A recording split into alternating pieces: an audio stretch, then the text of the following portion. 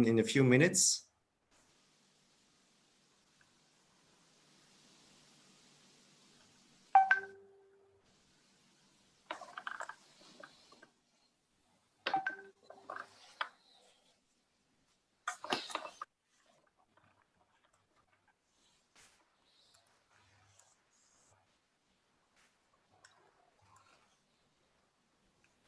So welcome to all the participants and also to the honorable members of the Parliament. Thank you for joining us for this webinar, which is the first webinar organized between Europe for Family and MEP Margarita de la Pisa Carrion. The topic of today is the reproductive exploitation, also called bellies renting, vientres de alquiler in Spanish, or maternity traffic. Thank you to the MEP Margarita de la Pisa for hosting this event, and welcome. Even if we aren't physically together at the European Parliament, it's a great joy to be here. Let me introduce you, Ms. de la Pisa. Mrs. de la Pisa, you have studied pharmacy at the Complutense University of Madrid, and you have worked as a pharmacy manager and also in the pharmaceutical industry, learning neuropsychology. You are actually one of the newest MEP as you entered into office last February, just after Brexit. At the European Parliament, you're a member of the Committee on Women's Rights, the Committee on Employment, and the Special Committee on Fight Against Cancer. As far as I understand, your involvement in the Spanish political party Vox was to be active on topics such as family, education, and women's issues. And precisely, you have asked to be informed on the issue of reproductive exploitation. All participants should get the English translation provided you press the English translation button on the globe at the bottom of your screen. If you want to read the original language, whether French, English, or Spanish, you don't have to select the translation. So, Mrs. de la Pisa, please, you have the floor. Muchas gracias, Macho, por darme la palabra, por tu amable introducción y tan cariñosa. El tema que hoy nos ocupa a todos nos desborda. Cualquier reflexión sobre la explotación maternal siempre va a resultarnos insuficiente, porque son muchas las dimensiones del ser humano que están afectadas. ¿Cómo puede? How is it possible?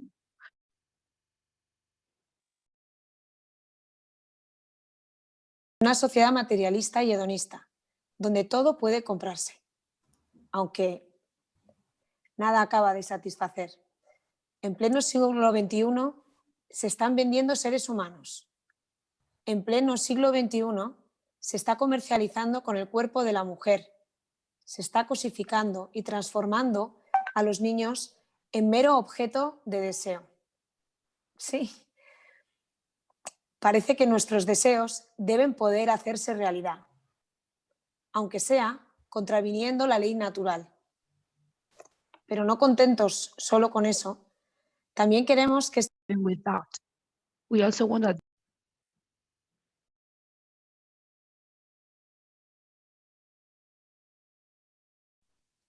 ¿somos conscientes de las consecuencias jurídicas que esto supone? ¿Nos damos cuenta de las consecuencias a nivel humano, antropológico, social, psicológico? ¿Entendemos qué pasos estamos dando y hacia dónde? ¿No estaremos jugando a ser Dios? Por no aceptar, por no confiar que lo que Él nos regala siempre supera incluso nuestros propios deseos, que siempre lo que Él nos da es un don, aunque a priori no sepamos verlo. Hoy tenemos la suerte de contar con Ot Mirkovic, portavoz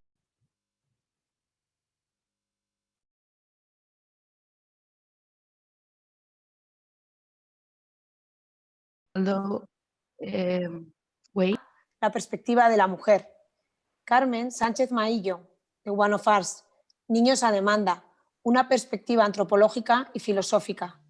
Leticia Pullinken, directora de Woman Attitude, aspectos económicos y políticos de la explotación reproductiva en la Unión Europea, a los que agradezco enormemente,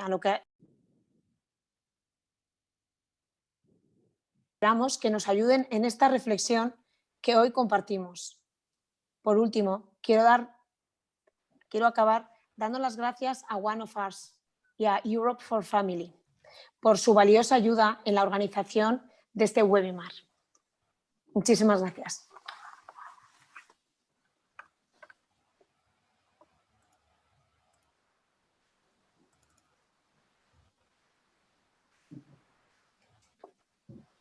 Thank you. As you said, this is a very sensitive topic, not only because it involves personal stories, but also because things are changing in real time. We have found that the European Commission have the desire to move to a recognition of all forms of parenthood, which de facto would include intended parents of a child born through reproductive exploitation. That's what President Ursula von der Leyen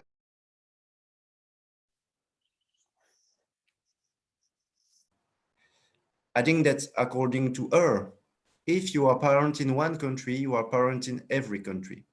And I quote the last State of the Union speech. Yesterday in Brussels, the AFET committee had the opportunity to condemn reproductive exploitation in various amendments from 3 different political groups, the APP, SCR, and even GUE. But the AFET committee actually decided not to vote, not taking those amendments into consideration. It was already the case in 2017 with the Tadeusz-Zwiefka report.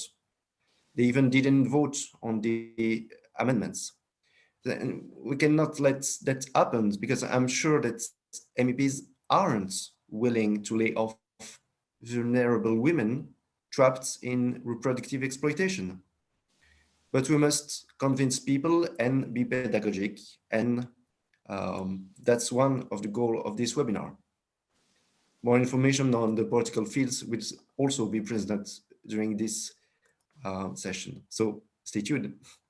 And now I'm glad to introduce Professor Aude Mirkovic, the spokesperson of Lawyers for Childhood. Mrs. Aude Mirkovic is doctor in law and associated teacher in private law at the University of Évry, near Paris. She will present us the legal aspects of surrogacy. Her speech will take place in French, so you may click on the globe, the translation button at the bottom of the screen to hear the English translation. Mrs. Mirkovic, you have the floor. Merci Mathieu, merci à vous Madame Margarita de la Pisa Carrion, merci à Europe of Family pour votre invitation. For the participation. Des personnes conviennent avec une femme que celle-ci portera un enfant qu'elle remettra à la naissance. Ce sont des couples dont la femme ne peut pas porter d'enfant, par exemple parce qu'elle n'a pas d'utérus, des couples d'hommes, des hommes célibataires, ou encore des femmes qui souhaitent faire porter leur enfant par une autre femme. L'enfant, lui, il peut être issu des gamètes des demandeurs ou de l'ovocyte de la mère porteuse ou, plus fréquemment, de l'ovocyte d'une autre femme, une vendeuse d'ovocytes. Les législations nationales sont variées, elles vont de la prohibition explicite comme en France, à l'organisation de la pratique par la loi comme en Grèce ou au Royaume-Uni, en passant par le silence législatif à ce sujet comme dans beaucoup d'États. Alors quels sont les principes juridiques en cause ? Eh bien tout d'abord la dignité humaine. Ce séminaire désigne la pratique sous le terme exploitation de maternité. En effet, elle organise l'instrumentalisation de la femme dès lors qu'elle suppose la mise à disposition de l'ensemble du corps de la femme et donc de sa personne. Ce n'est pas une activité professionnelle comme une autre, car la femme ne cesse pas d'être enceinte à la fin de sa journée. Et le Parlement européen a caractérisé là une violence faite aux femmes qui constitue, je cite, une exploitation du corps de la femme et de ses organes reproducteurs. Alors ce mot exploitation évoque l'esclavage tel que défini par la Convention de Genève comme l'état ou la condition d'un individu sur lequel s'exercent les attributs du droit de propriété. En effet, la mise à disposition 24 heures sur 24 de la femme, de façon si intrusive dans son intimité et sa vie privée, confère aux demandeurs des prérogatives de propriétaire. Alors, comme le relève un professeur français, Madame Fabre-Magnan, nous ne sommes plus au temps de l'esclavage à l'ancienne. Inutile d'avoir la femme aujourd'hui à l'actif de son patrimoine, il suffit de l'utiliser. Et en 2014, la Cour européenne des droits de l'homme a fait ce lien entre la GPA et la traite pour juger que le refus par la Belgique de délivrer un document de voyage à un enfant issu de GPA constitue certes une ingérence dans la vie privée et familiale des intéressés, mais que cette ingérence est justifiée par des objectifs de prévention des infractions pénales et en particulier de lutte contre la traite des êtres humains.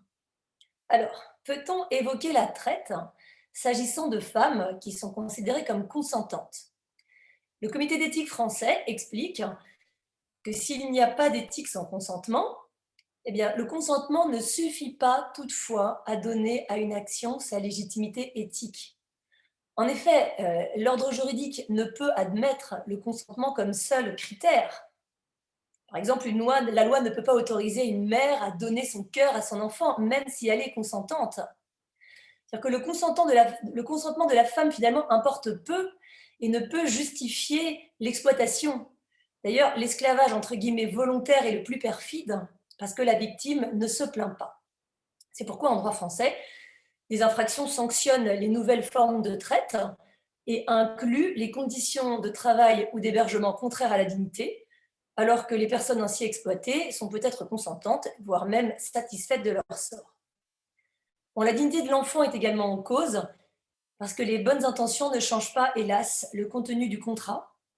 L'enfant est commandé, fabriqué, livré. Et l'enfant est l'objet même du contrat. Donc celui qui donne ou vend un enfant, eh bien, exerce les attributs du droit de propriété. Ici, l'abusus, la disposition, qui est la prérogative du propriétaire. Un salon désir d'enfant s'est tenu à Paris début septembre et des entreprises de GPA y proposaient leurs prestations. Certaines proposaient une formule de luxe garantissant un enfant sain. Alors, comment est-ce qu'on peut garantir un enfant sain? Eh bien, la commerciale de la clinique expliquait, avec un grand sourire à ses clients, si l'enfant ne...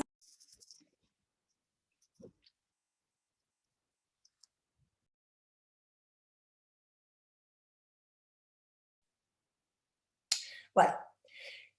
Le Parlement européen alerte en conséquence sur le fait que femmes et enfants sont soumis aux mêmes formes d'exploitation et peuvent être vus comme des marchandises sur le marché international de la reproduction. Autre point, la GPA entraîne l'éclatement de la maternité entre 2, voire même 3 femmes. Il y a une mère génitrice, celle qui fournit l'ovocyte, une mère gestatrice, celle qui porte l'enfant, et puis une mère d'intention, celle qui l'a voulu.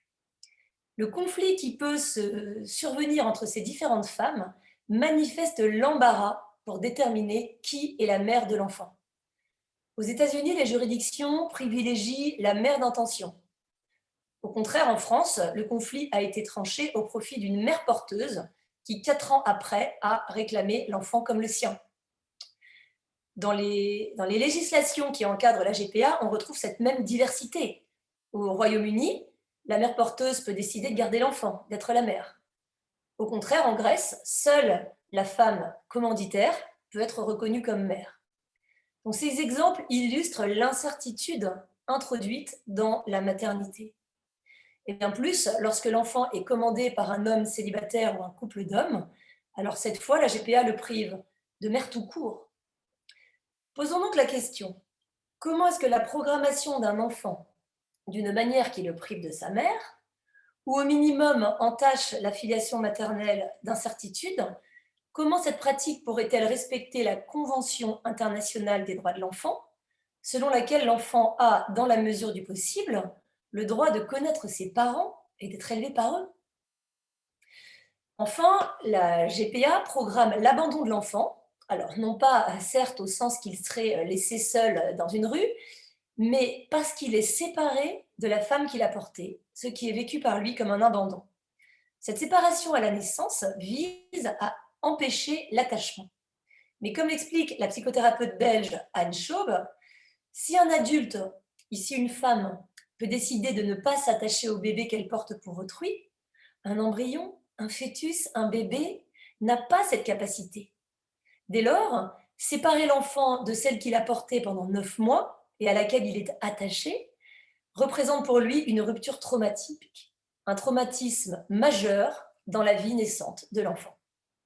Alors certes, les enfants issus de la GPA ne sont pas les seuls à vivre cette séparation, et notamment des enfants qui seront ensuite adoptés peuvent l'avoir eux aussi vécu. Pour autant, est-ce que la GPA est comparable à l'adoption? Eh bien non, parce que l'adoption répare le préjudice subi par un enfant privé d'un de ses parents ou des deux, alors que la GPA organise cette.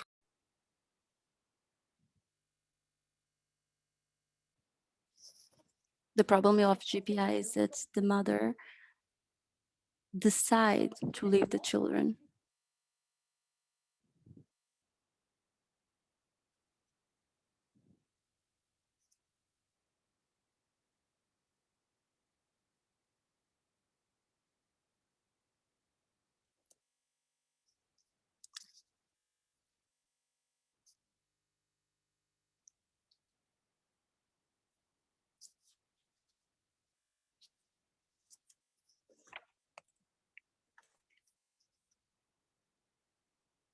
L'engagement de la mère d'abandonner l'enfant.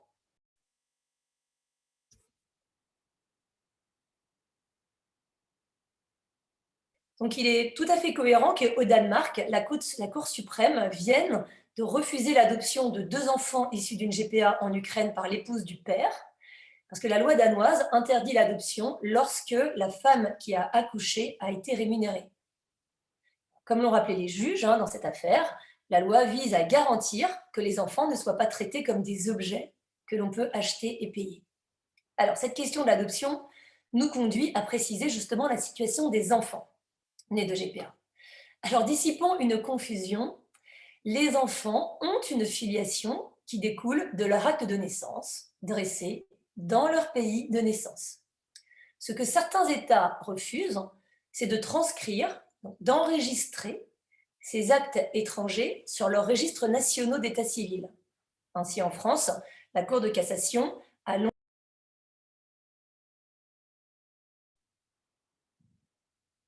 de cautionner le processus de GPA, même réalisé à l'étranger, et éviter d'encourager ce contournement de la loi française.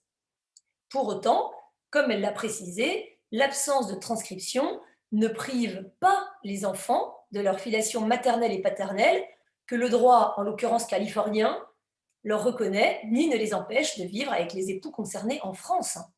Le comité d'éthique l'a ainsi résumé: l'état civil étranger, quel qu'il soit, peut toujours être utilisé tel quel en France. Cela permet à l'enfant de vivre avec les parents d'intention, d'avoir accès aux soins aussi bien qu'à l'inscription à l'école.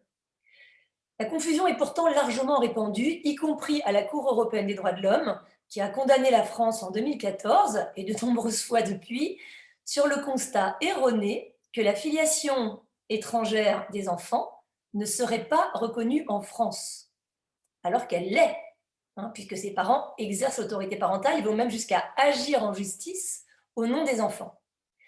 La Cour de cassation a changé sa jurisprudence et accepte la transcription aujourd'hui, mais le résultat, c'est que la prohibition légale est privée d'efficacité, et cela se fait au détriment des femmes.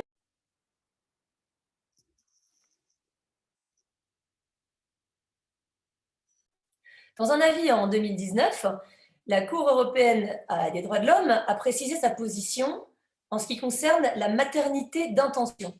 donc de la femme qui a recouru à la GPA. Alors, elle exige que le droit interne offre une possibilité de reconnaissance d'un lien de filiation entre l'enfant et la femme désignée dans l'acte de naissance comme étant la mère légale. Pour autant, la Cour européenne n'exige pas la transcription de l'acte, cette reconnaissance de la filiation pouvant se faire, selon elle, par d'autres voies comme l'adoption. Alors, je ferai juste 2 observations. D'abord, la Cour européenne persiste à considérer que la filiation étrangère de l'enfant ne serait pas reconnue en droit interne, ce qui n'est pas exact, comme cela a été expliqué. Ensuite, la Cour réduit la filiation maternelle de l'enfant au lien avec la mère d'intention. Et elle ne tient aucun compte de l'effacement de la filiation maternelle d'origine de l'enfant. Alors, comment concilier cela avec sa propre jurisprudence, selon laquelle la vie privée intègre le droit à l'identité qui comporte le droit de connaître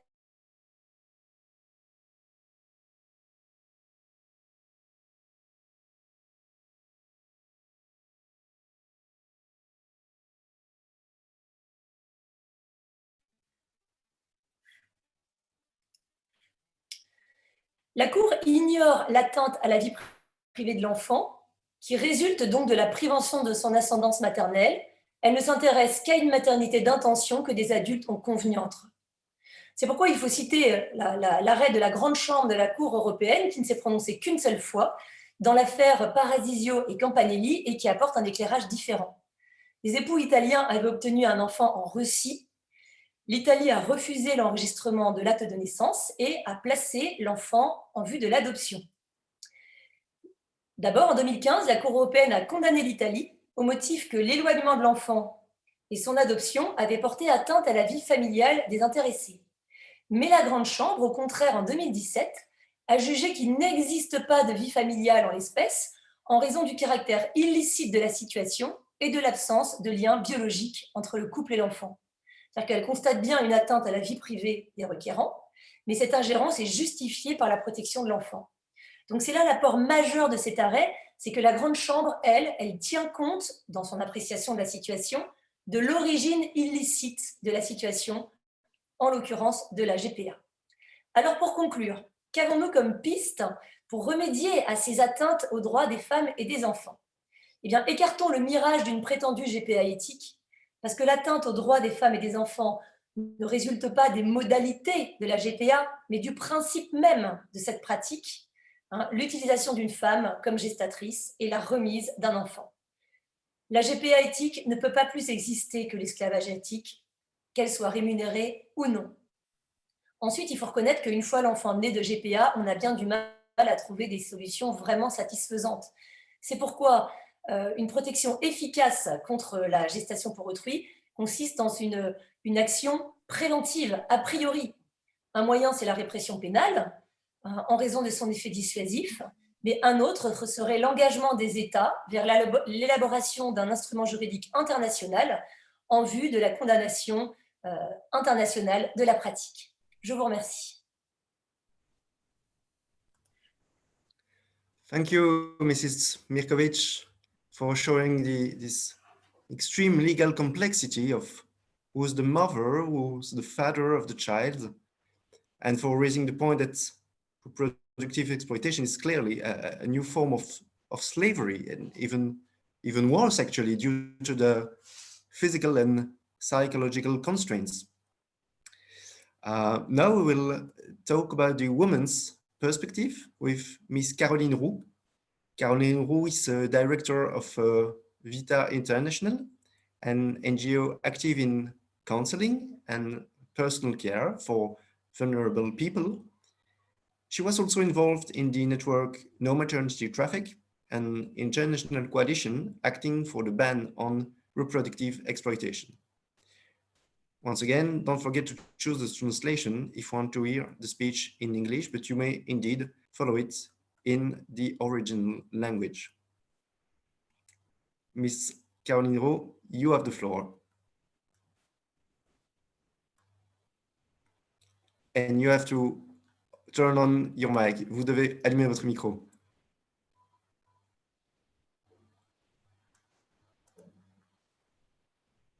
Voilà.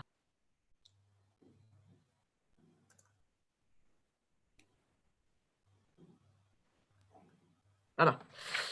Merci beaucoup pour cette invitation. Mon apport, en effet, à ce panel se base sur l'expérience que nous avons à Alliance Vita d'accompagnement de femmes, de couples qui sont confrontées à des difficultés avec la maternité.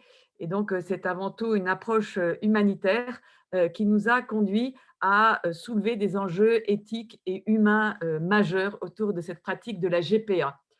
Comme l'a rappelé Aude Mirkovic, c'est important de voir ce que c'est que la GPA dans la réalité. Hein, c'est une femme qui s'engage à remettre un enfant avec paiement ou pas. Having a child.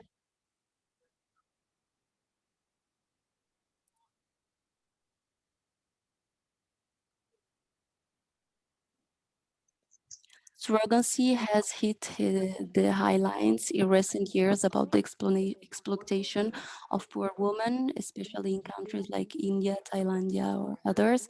But we can find it also in the United States with a unilateral system where commercial agency or do business.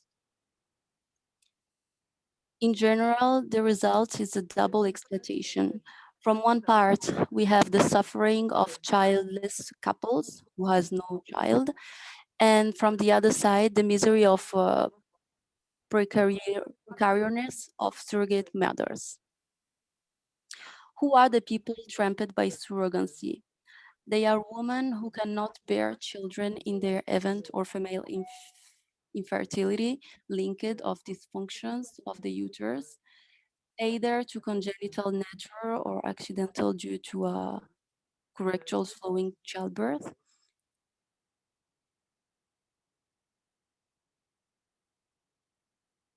Or for a medical reason in the event of removal of uterus, for example, cancer.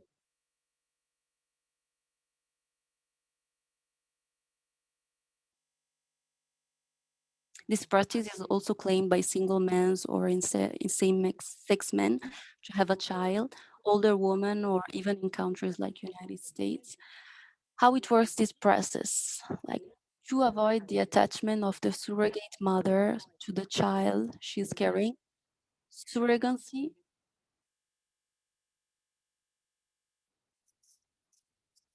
promote the fact that to have not genic links to the child.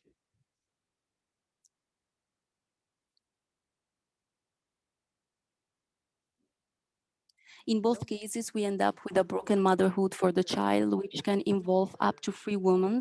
Like the first is the donor, the second one is the surrogate mother, and the third one is the educator woman, or the total elimination of the maternal ties in education when it comes to requests from men.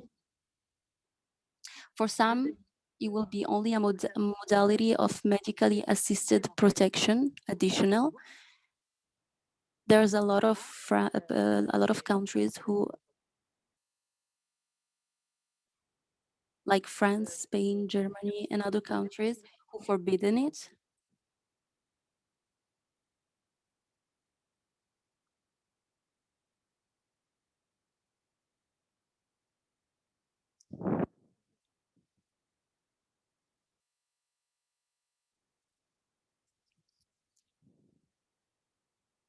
It's not about underestimating the immense ordeal of discovering the inability to be able to bear a child. It's really important that we can hear, listen, support, and the suffering and women couples.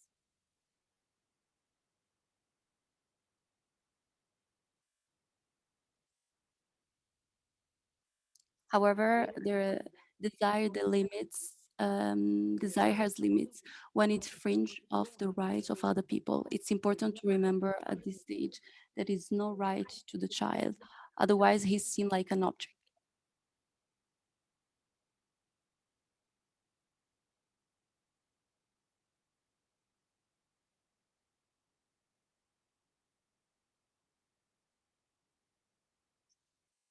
Today, we see that supply creators demand and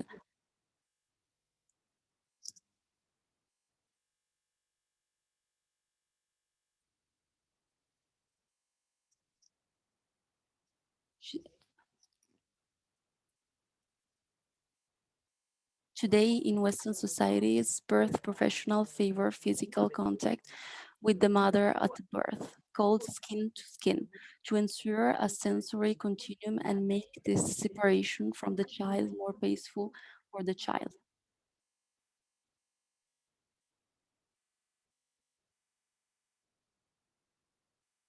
It's really important to make the separation as less difficult as possible.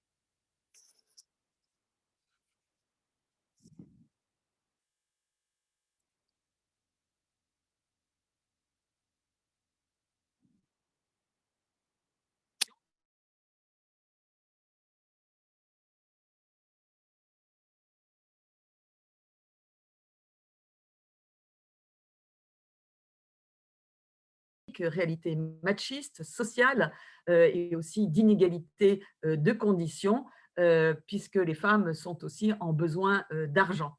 Et donc, c'est ce phénomène aussi que l'on retrouve dans la GPA. Parce qu'il faut être clair, avec la GPA, les femmes se retrouvent sous la domination extrêmement forte des demandeurs. Et c'est ce qui s'apparente aujourd'hui à tout ce processus d'esclavage moderne. Le Comité national d'éthique en France a analysé les contrats des mères porteuses et il a mis en avant certains articles qui sont particulièrement contraignants, notamment que la mère porteuse doit accepter le suivi médical qui est voulu par les demandeurs. Elle doit s'engager aussi, dans certains contrats, à ne pas avoir de relations sexuelles dans certaines périodes, à suivre un certain régime alimentaire ou encore de se priver de certaines activités. Donc, c'est extrêmement contraignant pour la liberté des femmes. Et puis, elle doit s'engager, si les demandeurs le demandent, à faire un avortement sélectif. Par exemple, s'ils refusent d'avoir des triplés ou des jumeaux, ou encore si le handicap du fœtus est avéré. Et puis enfin, elle doit renoncer, la mère porteuse, à tous ses droits sur l'enfant à la naissance. Enfin, je l'ai dit, l'enfant devient objet de contrat et avec un contrôle qualité extrêmement serré de la part des demandeurs et qui sous-entend des pratiques d'eugénisme. Et ce qui a été mis en lumière il y a quelques années, c'est le cas du petit Gami en Thaïlande, qui est né en 2013. Il était porteur d'une trisomie 21 et ça a provoqué un scandale planétaire. Pourquoi? Eh bien, parce que le couple australien qui l'avait commandité l'a refusé et l'a laissé à la mère porteuse, tandis qu'il ne prenait que sa jumelle, donc une petite fille qui était née sans trisomie 21, et ils sont partis en Australie qu'avec l'un des deux enfants. En conclusion, certains prétendent que la GPA pourrait être acceptable, éthique dans certains cas. Aude en a un peu parlé, mais je voudrais rajouter qu'il s'agit vraiment d'un piège sur une opposition fictive entre une GPA qui serait altruiste et une GPA qui serait commerciale. Et au fond, ce piège tend à enfermer l'appréciation morale de la GPA dans un effet secondaire, certes, qui est extrêmement grave, qui est l'argent, mais le vrai problème de la GPA, et comme je l'ai montré auparavant, c'est justement la situation de l'enfant et la situation de la mère qui l'a porté. Et d'ailleurs, les conséquences ne sont pas moins graves quand il s'agit d'un processus qui est fait gratuitement ou contre dédommagement par une personne de l'entourage, que ce soit une grand-mère, une mère, une tante, une sœur, une belle-sœur. Eh bien là, la confusion et les pressions affectives sont encore plus fortes et qui posent aussi d'énormes problèmes. Donc le problème de la GPA, eh bien en fait, c'est la GPA elle-même. Et la seule démarche réaliste que nous voyons aujourd'hui, c'est de s'engager à combattre cette forme de trafic humain au niveau national et international. Et c'est pourquoi aujourd'hui, l'Europe et les élus européens ont une responsabilité majeure dans le traitement de cette question pour affirmer les droits humains et particulièrement évidemment les droits des femmes et le droit des enfants. Sinon, les humains vont devenir des marchandises pour les autres humains. Et au fond, la question centrale qu'on doit se poser aujourd'hui, c'est que, au nom de volontés individuelles, nous ne devons absolument pas abdiquer le droit et la dignité des femmes et des enfants. Je vous remercie.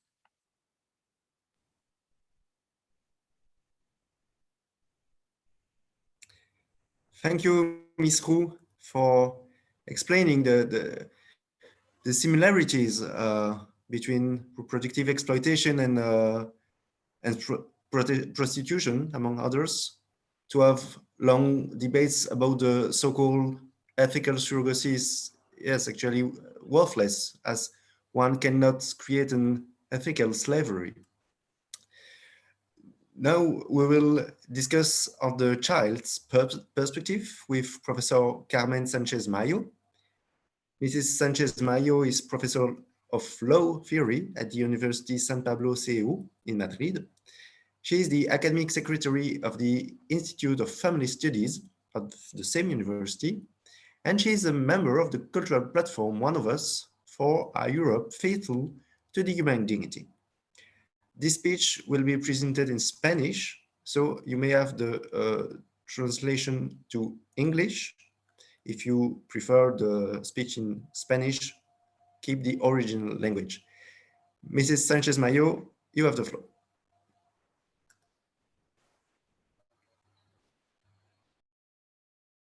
Muy bien, buenas tardes a todos.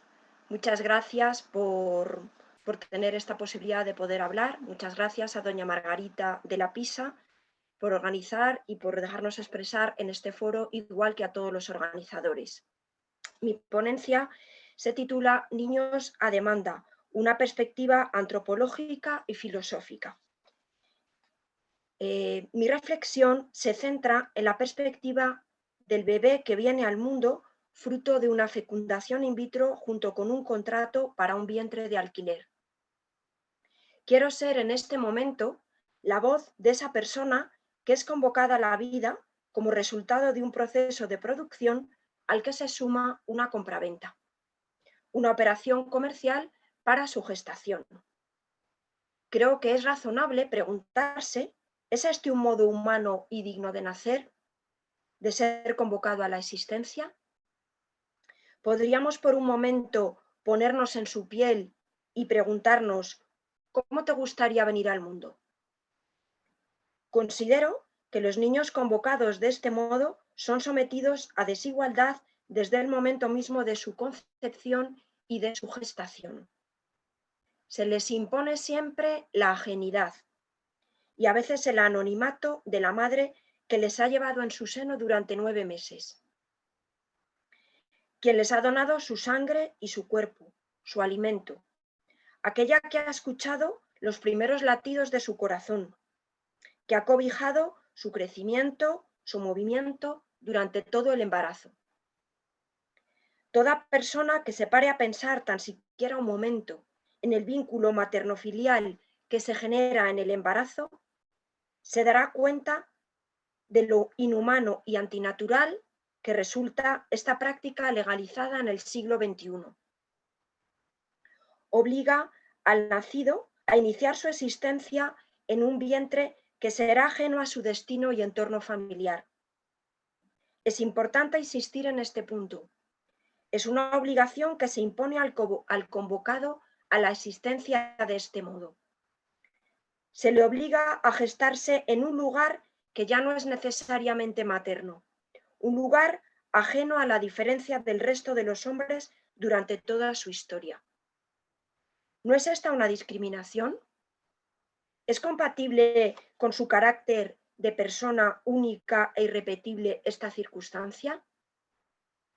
La legalización de los vientres de alquiler en algunos países europeos como Reino Unido, Grecia o en otros países como Rusia, Australia, Estados Unidos, India, son una práctica que supone una involución civilizatoria. Es una auténtica vuelta atrás en el decurso de la civilización occidental. Ya el derecho romano establecía que había res extra commercium. Eran aquellos bienes que quedaban fuera de los negocios jurídicos y que, por tanto, no podían ser objeto de ningún contrato o acuerdo.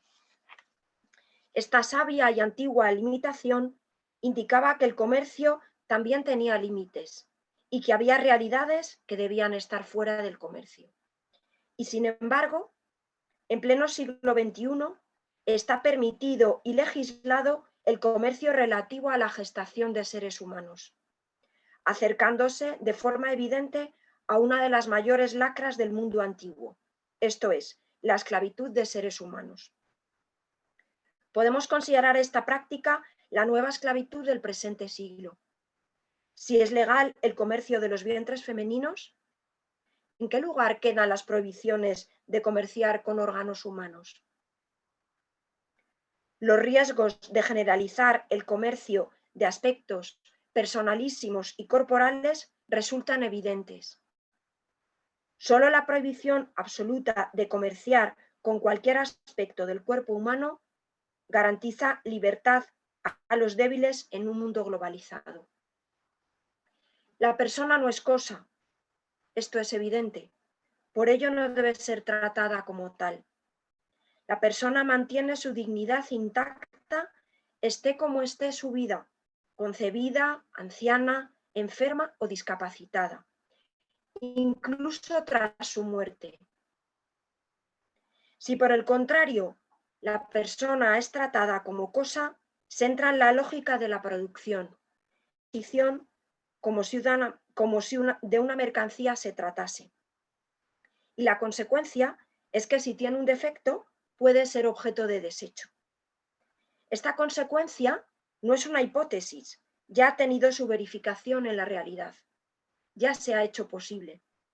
Este fue el caso de Pataramon Chuambua, mujer tailandesa a quien se le contrató para que gestara un ser humano, quedó embarazada de gemelos, uno de los cuales tenía desde su concepción síndrome de Down, motivo por el cual los padres no quisieron hacerse cargo de él. La Fundación One of Us want to take care of him. So in 2016, gave her an award because she wanted. Otro caso real es el de dos varones que son pareja, acuden a Estados Unidos para contratar un vientre de alquiler bajo las siguientes circunstancias. Cada uno de ellos fecundará con su material genético un óvulo de la misma mujer. Ellos volvieron a su país con dos niños, hermanos de madre biológica y gestante, pero de padres distintos.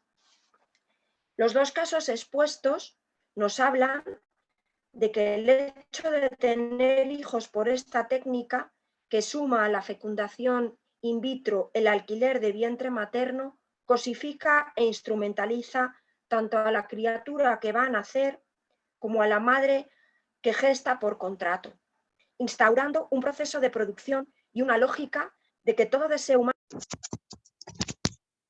That every desire must be a right.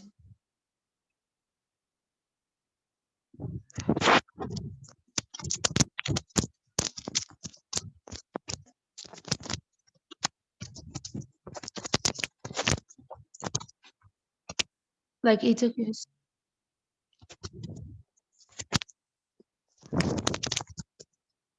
The interest of the child is en sus condiciones materiales, afectivas y que le permitan vivir dignamente y alcanzar el máximo bienestar. El interés superior del menor aparece en normativa internacional y estatal como criterio para tener en cuenta en cualquier medida que afecte a un menor. La Convención de los Derechos del Niño, adoptada por la ONU en el año 1989, proclama en su artículo 3 que en todas las medidas concernientes a los niños que tomen los tribunales, las autoridades o los órganos legislativos, una consideración esencial debe ser el interés superior del niño. En este mismo sentido, el interés superior del menor es un principio recogido tanto en las constituciones como en las leyes de protección del menor en los países europeos. Estas legislaciones establecen que el interés del This legislation established que pueda concurrir. Profundizando en esta cuestión, la ley del menor, por ejemplo, en España, incluye una serie de criterios que deben valorarse, como las necesidades materiales, físicas, educativas y también emocionales y afectivas, así como la consideración de los deseos, sentimientos y opiniones del menor. El menor tiene derecho a ser informado, oído y escuchado, y en este momento yo pretendo ser su voz. Teniendo en cuenta este principio internacional del interés superior del menor, me pregunto y pregunto a ustedes, si con la práctica del vientre de alquiler no queda dañado este interés del menor. ¿Se cosifica su vida? ¿Dónde queda la posibilidad de que conozca a la madre que le gestó y quizá también a quienes donaron su material genético si es distinto de quien le cría? ¿Cómo puede ser escuchada la voz y los intereses legítimos de aquella persona que viene al mundo fruto de la práctica de un vientre de alquiler? ¿Quién le asegura el derecho a conocer sus orígenes biológicos a quien es convocado así a la vida? El hecho de que en algunos países europeos se permita la práctica de los vientres de alquiler supone una ruptura antropológica y cultural con las raíces grecolatinas y cristianas de Europa, rompiendo con la protección que ya el derecho romano concedía al nasciturus, rompiendo también con la reflexión sobre un orden en la naturaleza que nos lega la filosofía griega, y rompiendo con el concepto de persona y dignidad que heredamos de la antropología cristiana. Por todas las razones aludidas, desde este foro parece apremiante llamar la atención sobre este comercio de personas que no debería existir, siendo urgente la derogación de la legislación que permite en Europa la práctica inhumana, injusta y cosificadora de los vientres de alquiler. Muchas gracias. Thank you very much, Mrs. Sanchez-Mayo, for your speech. And we really apologize for the problems of connection from some speakers and from some translators. We hope it will be fixed for the best hearing of everyone. So, Mrs. Sanchez-Mayo, you have emphasized the trade of human beings, and you mentioned the Article 3 of the International Convention on the Rights of the Child. Thank you. As explained earlier, there is also the Article 7, I think, who provides that children should know their parents as much as possible.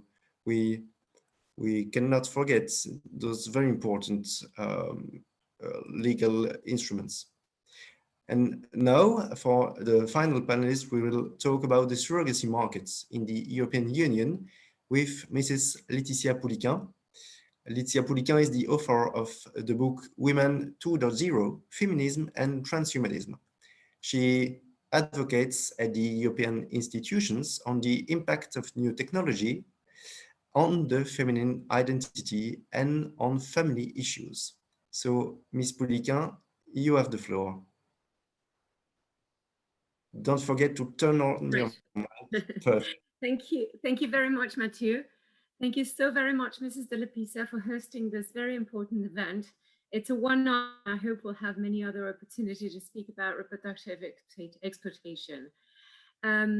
Ladies and gentlemen, honorable members of parliament, among the audience. Thank you very much for being here. I would like to cover today two important aspects: the economical aspects of reproductive exploitation, as well as the political challenges in the coming years, and especially in this mandate, as we've noticed, and as Mathieu has mentioned at the very beginning of this webinar, i.e. a beam of evidence that the European Commission is actually willing to make it happen, to make it possible within the EU, within even the 13 EU member states that ban the practice of surrogacy.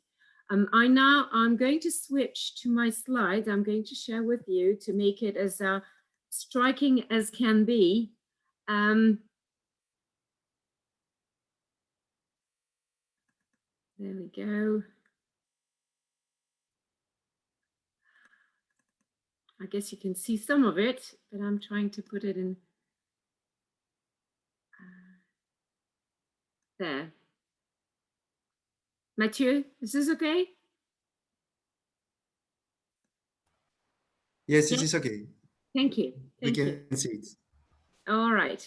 So reproductive exploitation, economical and political aspects. So first, let's see what market size and what forecasts we're talking about. You first have to realize, and this has been said a few times, mentioning Australia, mentioning Thailand, that this market is highly international, and it actually created a whole ecosystem, a huge lucrative pie that many types of businesses try to tap into. On this map, you can see in deep blue the countries around the world that allow for all forms of surrogacy. In gray blue, those who have no legal regulations, and that's Belgium specifically. In turquoise, only altruistic surrogacy is legal, and we'll see how altruistic doesn't mean a thing in that it allows for compensation, which is pretty much the same as a payment. In purple, we have the countries that allow surrogacy among relatives, and it's mostly Brazil, which is some sort of weird arrangements.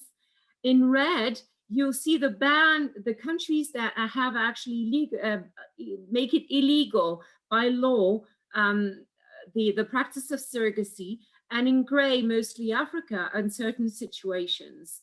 As you can see, Spain, France, Italy, Germany supposedly have a ban, Czech Republic supposedly have a ban but yet it is happening on their own territory, as children were born from surrogate mothers abroad and recognized even with birth certificates in these countries with false arguments, with very fallacious arguments. A reminder, 13 EU member states make it illegal. And also something we need to keep in mind is that there is a very wide array of compensation to the surrogate mothers, also called baby carriers. And it ranges from 4,000 in India to 20,000 roughly in the United States per baby.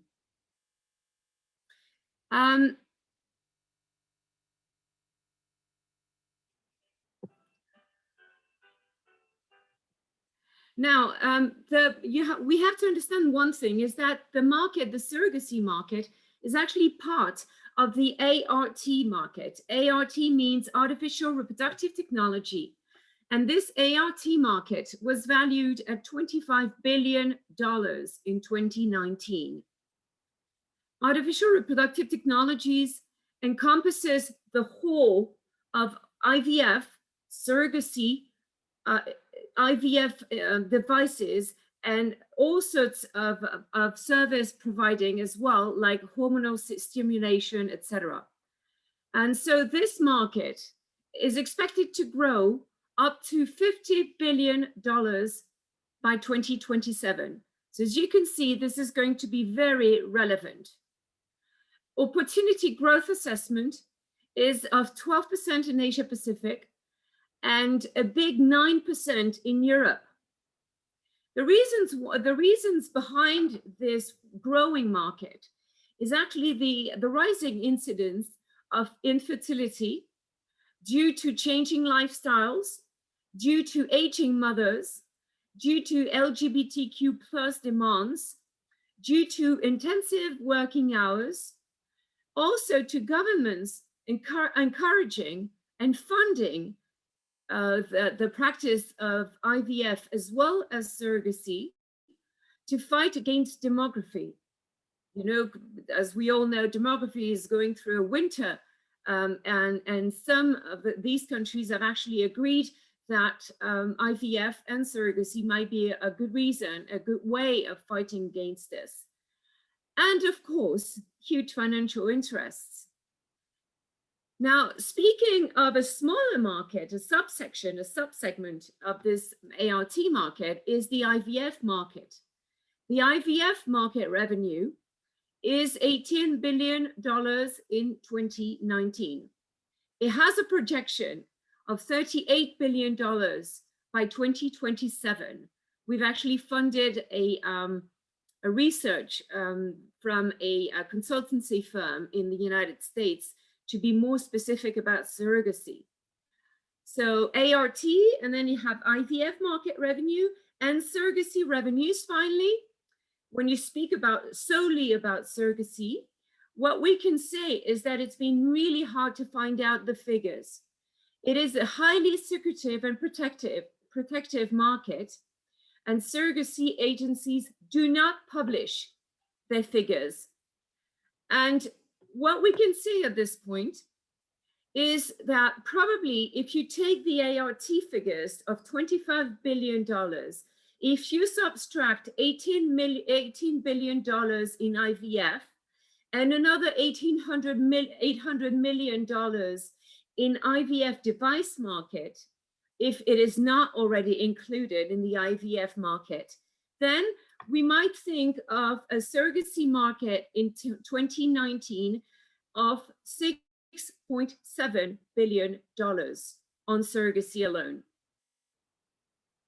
Now, if we go deep inside the countries and get into more details, on the right-hand side, you have a publicity, an advertisement on a website that was trying to actually advertise the fact that Ukraine and Laos were very cheap countries, where are countries where you can find the low-cost surrogacy. You can see actually Georgia is at the top and at the bottom, because if you have a guaranteed baby birth in Georgia, it's $60K. If you want to have a standard IVF donor, it's only $42K. That's why this market is really hard to understand and to encompass. Anyway, in the USA, since 1970, it happens to be the first country where surrogacy was practiced, more than 40,000 births to date. And many of them are for foreigners. We can actually estimate this to be a 3,000 births a year, if not more. Surrogacy in the United States is between 110 and 170,000 per child for a full positive pregnancy package. That means you have a full guarantee that there will be a child. So when you click on your click and collect button on your website to purchase your baby, you will get it for sure, whatever happens, under the conditions that you've asked for: blue-eyed, white Caucasian, with donor, screen donor, etc., etc. India has a reputation of being low cost. It has 1,000 clinics, and supposedly for resident only. They were trying to change the law, but unfortunately we still witness that this market is for 99% for the exportation. The average cost is around 25,000, and we can round this market size to $2.15 billion. And as you can see, this is only a 2012 figure. All of those figures that I'm trying to present to you today are somewhat outdated. They're so hard to find that some of them go way back to 2012. Russia, 1,000 births. $22,000 on average for the transaction cost.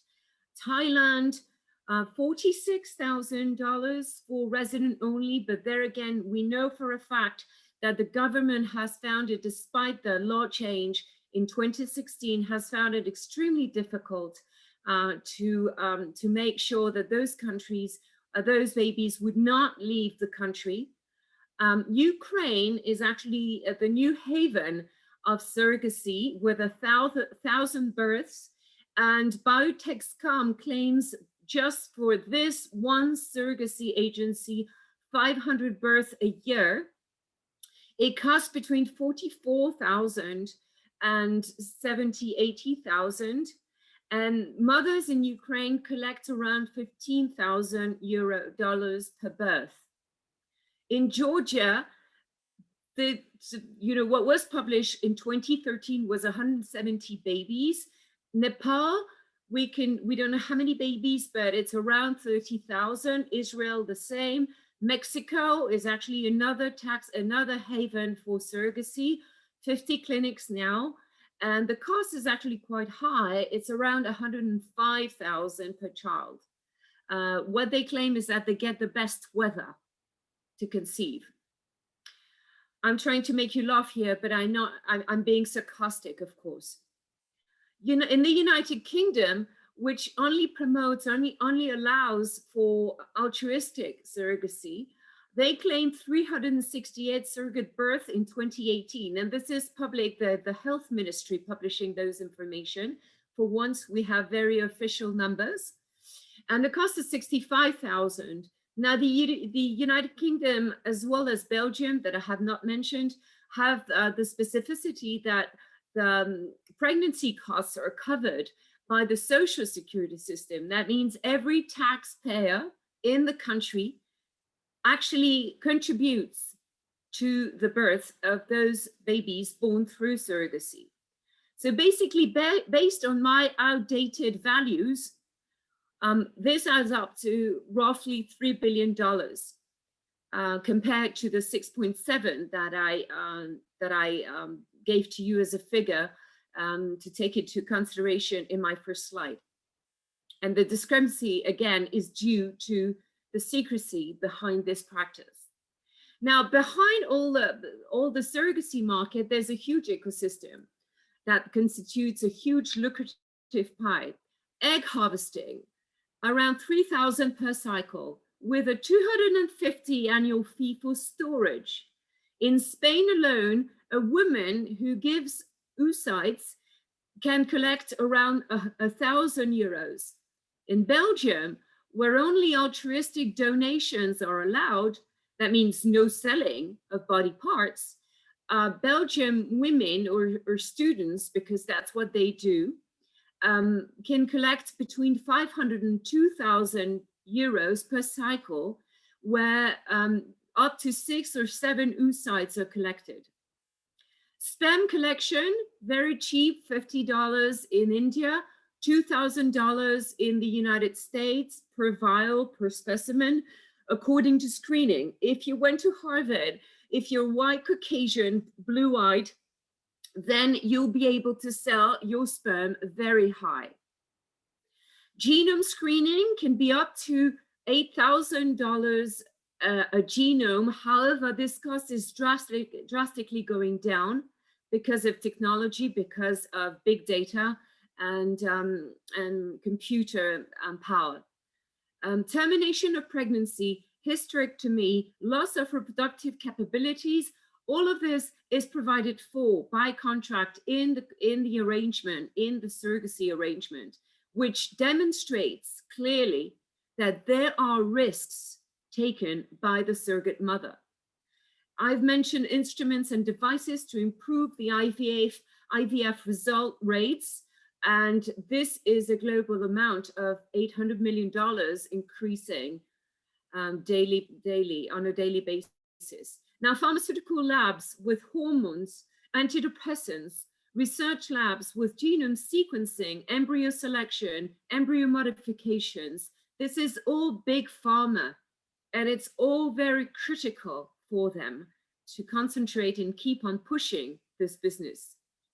Many other types of service providers, insurance, lawyers, banks with loans, psychoanalysts, demonstrating that there's tons of women suffering from PTSD upon relinquishing their babies that need help. Private companies, that's very interesting to know, that private companies offer surrogacy benefits to their employees. Salesforce, for instance, if you're up to having a baby through surrogacy arrangement, can offer up to $10,000, and Facebook $20,000. As you've understood, all those economical aspects are actually underlying the political changes and the political challenges that need to be made in the EU. So this is a very rough transition, and I apologize for covering two important topics, but you might understand the intricacy between money and policy and policies. The EU need to stand for non-discrimination, to stand for no maternity trafficking. But what happens now is that we tend to find evidence that EU, especially the European Commission and the European Court of Justice, are in collusion with this practice and this market. Ursula von der Leyen just last September said, "I will push for mutual recognition of family relations in the EU. If you're a parent in one country, you're a parent in every country." Commissioner Vera Jourova for Values and Transparency, as well as Helena Dalli, Commissioner for Equality, presented their strategy just last November. They said, due to differences in national legislations across member states, family ties may not always be recognized when rainbow families cross the EU's internal borders. The Commission will bring forward a legislative initiative on the mutual recognition of parenthood. So as you can see, on the guise of non-discrimination, all families, all forms of families should be allowed to practice all sorts of surrogacy, create fallacious parenthood, and discriminate against those vulnerable women. The European Court of Justice, in the Coman judgment, a Romanian couple from Romania, who took this to the European Court of Justice in 2018, stated that the national constitutions cannot prevail on the right to filiations already recognized in another member state, thus imposing the legal consequences of all forms of unions across the EU. Beyond the EU and the member states and the Eurozone, you have the Hague Conference on International Private Law. The Hague Conference, which you might not be aware of, has always been working on private law, on harmonizing private law across 84 countries, member countries. What it is doing right now in the project Parentage/Surrogacy is that it's been working for the past 10 years and will come to conclusion in March 2021 to provide a framework to recognize parenthood of intended parents at the expense of the biological mother or the sperm/oocyte donor. What it effectively does is that the Hague Conference promotes surrogacy without any public consultation. So my call to action for members of parliaments listening to my speech, what I humbly recommend is, one, the European Parliament in all its reports, whenever possible, including in the Santos report that Mathieu introduced to you, the Human Rights and Democracy report in the world in 2019, should introduce and adopt a firm condemnation of surrogacy by the European Parliament. That's one, and we need to work on this, and I would really be grateful if you would humbly check your mails for the voting recommendations that we'd make. Second, encourage the European Commission to make reproduction exploitation and pregnancy contracts matter of legal policy, to definitely stop maternity trafficking in the EU for children born in the EU or outside of the EU. And three, at the national level, members of parliament, you can ask the question to your governments regarding the Hague Conference, what their stance is on this parentage and parenthood project, because they're taking decisions on your behalf, on the behalf of the citizens of your country, and these are going to be binding decisions. It is really critical that we make this public, that we expose them. So my conclusion is that if we don't call for an international ban on reproductive exploitation, is that this violation of women's and children's rights, as it's been said throughout the whole webinar, will continue to promote human trafficking. Maternal mobbing and harassment, mothers giving birth in companies, be it public or private, are mobbed, they are harassed, and this will continue since surrogacy will be proposed more and more by companies just to make sure that they become economic agent, that they become, that they stop being a weight to the company for the sake of their pregnancy. The question for the younger generation is, will it be possible to a young lady to become an ecological mother, giving birth naturally, giving birth to a non-genetically selected or modified baby? And this might be become possible, as Mr. Tolichowski says, the Biotexcom Ukraine surrogacy agency, at some point, we won't need ladies anymore. We'll have artificial uterus. I thank you very much for listening to this speech and taking actions. Thank you, Mrs. Pouliquin, for developing the huge power of financial interest. It was so shocking to understand that babies are bought on an international market, actually. Thank you also for calling to action for MPs, whether at the national level for the Hague Conference on Private Law, or within the European institutions as we are now.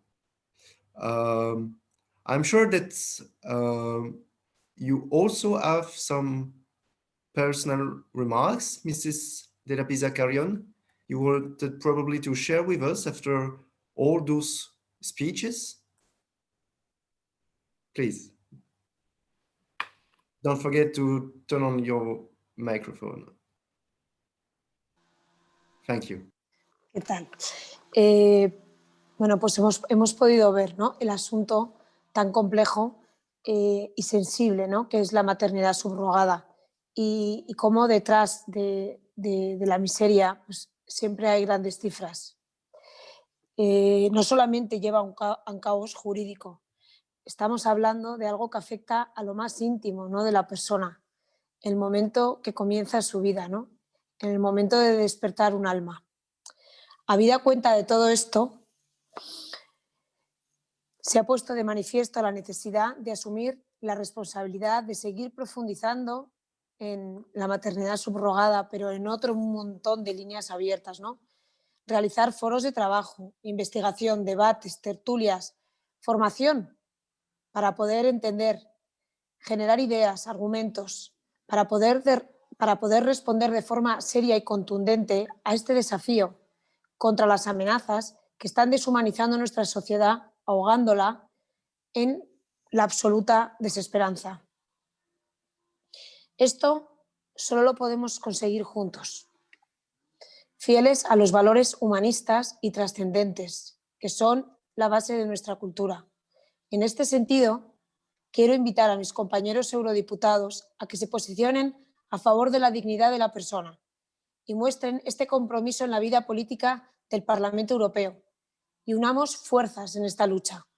Realmente nos enfrentamos a una batalla entre la vida y la muerte. En ocasiones, las personas se preguntan qué hace realmente la Unión Europea.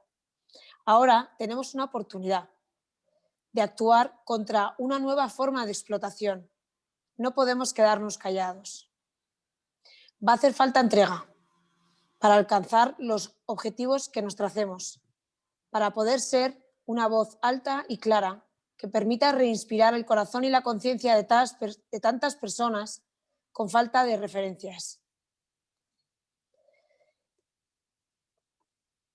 Por último, como anfitriona de esta conferencia, me gustaría agradeceros a todos, ¿no? A Matthew, a Ot, Caroline, Carmen, Leticia, Ana del Pino, por su trabajo detrás de las cámaras, los intérpretes.